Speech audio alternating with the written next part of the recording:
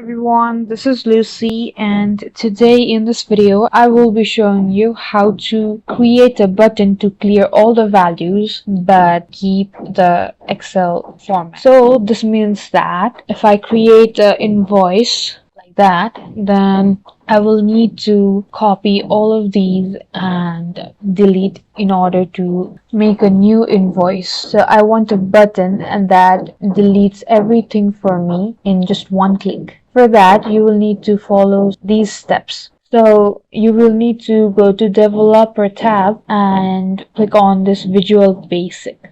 So here you will need to go to modules. So here at the top you will see several options which you can click. You just need to go to insert and click on modules. So here you will need a code.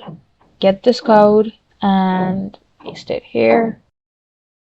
As you can see that I just wrote B11 to F35. This is the range of the items that I want cleared here from the starting till the end. So as you can see, I have created a button. In order to make this work, I will need to assign its macro. Right click on this shape and go to assign macro. You will see a XLSM file which has clear value only, and now click on OK. Now if I type here, and now if I click on this button, it will remove all these data for me. So there you go. As you can see, all of the data that I had entered earlier has been cleared. So these are all the steps you need to follow in order to create a button that clears all the value in your sheet. And do check out this code in the description below.